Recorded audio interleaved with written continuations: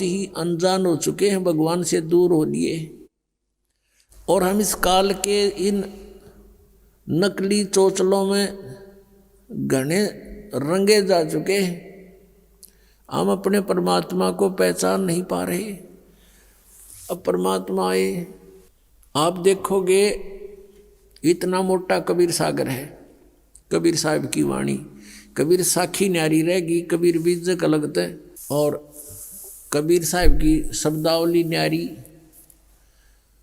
तो उस परमात्मा का उद्देश्य क्या था इतना थूक बिलोने का?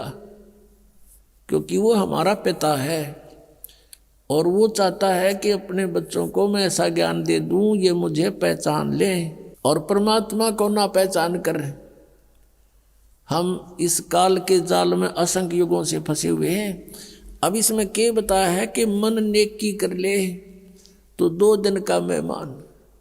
इस संसारिक सुख को, संपत्ति को जोड़न में अपना जीवन नष्ट ना करे, और जो तुझे मिलना है वो निर्धारित कर रखा पहले ही, इससे कम नहीं रहेगा, ज़्यादा नहीं मिलेगा तुझे। हम भगवान के विधान को भूल के और दुखी हो रहे हैं। हम किसी का कोई मान ले 2 पैसे कमा रहा है तो ईर्ष्या बनती है कि ये क्यों कमा रहा है, और फिर होड़ बनती है मैं भी कमाऊं, और आप कमाने लगे उसमें घाटा पड़ गया तो फिर दूसरा तरीका अपनाओगा, कोई चोरी ठगी मिलावट का रिश्वत का, फिर उसका कितना भयंकर दुख उठाएगा। तो कहने का भाव ये है कि इस तरह की जो पीड़ाएं हमें हो रही हैं बिना ज्ञान के हो रही है।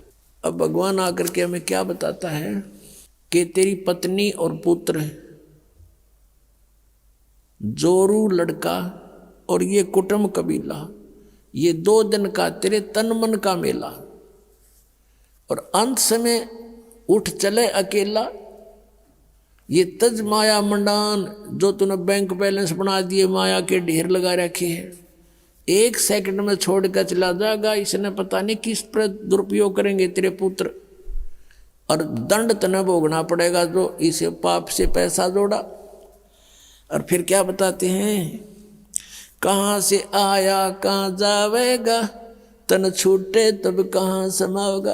अरे हम घर से चलते हैं, जिस दिन किसी कारण से हम दूर देश जाना होता है दूसरे शहर में, तो जाने से पहले रात को रुकने की व्यवस्था कर लेते हैं कि कहाँ पर रुकेंगे, कुछ ना कुछ सोच के चलते हैं। चाहे ये सोच कर चलें होटल में रहेंगे, या ये सोच कर चलें कि वहाँ धर्मशाला में रहेंगे, या कोई मित्र रिश्तेदार का कोई एड्रेस ले लेते हैं। और संसार छोड़कर चलते हैं हम, कोई एड्रेस लेकर नहीं चलते, ना कोई व्यवस्था पैसे जेब में लेकर चलते कि वहाँ कुछ आगे जरूरत पड़ेगी।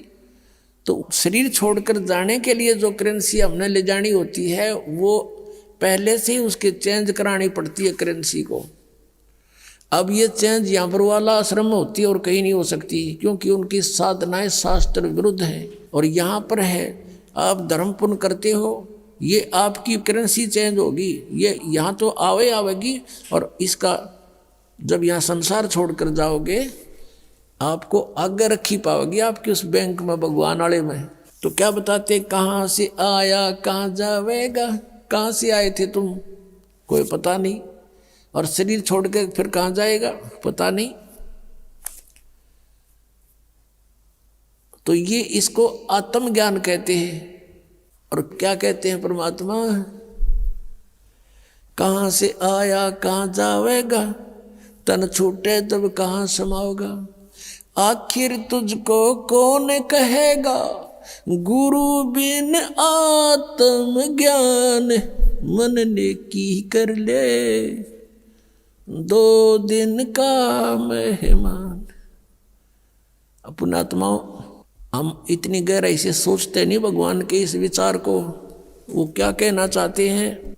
अब कैसे बोलते थे परमात्मा, कहीं भी जाकर खड़े हो जाते थे कबीर परमेश्वर, और अपनी इस आवाज़ में परमात्मा अपनी अमृतवाणी को बोलना शुरू कर देते। जैसे ये शब्द आपको सुना रहा है ये दास, इसमें कितना गहराई भरी हुई है। कहते हैं कि तू संसारिक व्यवहारिक लोगों से संपर्क में है, और वो तुझे केवल व्यवसाय की ट्रेनिंग ही दे सकते हैं, व्यवहारिक बातें ही बता सकते हैं कि कितने अच्छी आत्माएं हैं। लेकिन तुझको गुरु के बिना ये आत्मज्ञान कोई नहीं बता सकता।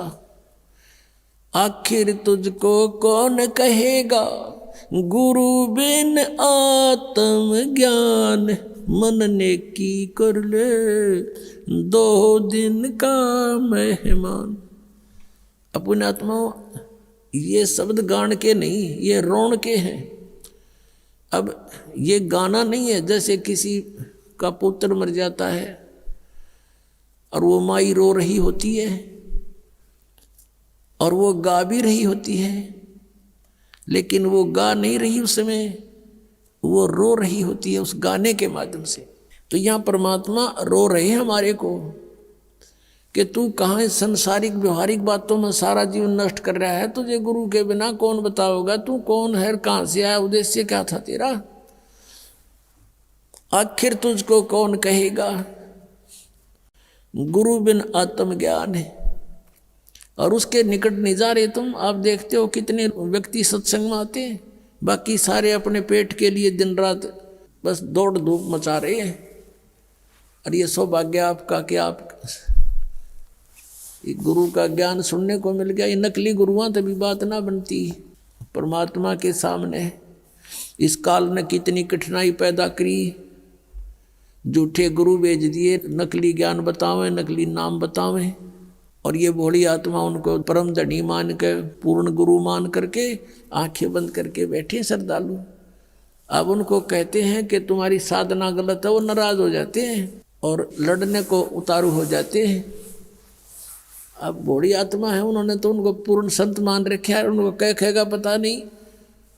तो पुण्यात्माओं, यदि आप किसी मार्ग पर जा रहे हो, आगे से आपको कोई कहता कि मार्ग ठीक नहीं आपका, तो बुद्धिमान व्यक्ति को वहाँ रुक जाना चाहिए, उसकी बातों पर कुछ जोर देना चाहिए, उसके साथ झगड़ा नहीं करा कि तू झूठ क्यों बोल रहा है, क्यों गलत बता रहा है मेरे मार्ग को। इसमें लड़न की के बाद से भाई, अगर आपको कॉन्फिडेंस है कि मैं सही जा रहा हूँ तो चला गया, नहीं इसने जैसा कहा उसको आपको बता दिया भी, अगर रास्ता ठीक नहीं तेरा यूँ, तो उसके साथ झगड़ा नहीं करना होता। कोई भी ना करता ऐसे तो, बल्कि विचार करता आदमी कि सचमुच इसने क्यों ऐसा कहा, भाई पता तो करे, कारण पूछे, फिर वो कारण बतावे, उससे ना यकीन हो दूसरे से पूछे, तीसरे से पूछे, तो जब फाइनल हो जाए उस मार्ग पर फिर चलना चाहिए। और इसी में यही बुद्धिमता है। तो पुण्यात्मा दास बार बार कह रहा है कि ना तो राधा स्वामी पंथ, दन दन सतगुरु पंथ, जय गुरुदेव पंथ वालों के पास मोक्ष मार्ग नहीं है, ये जीवन नाशक हैं, ये बिल्कुल, इनके नाम भी गलत, इनका ज्ञान भी गलत।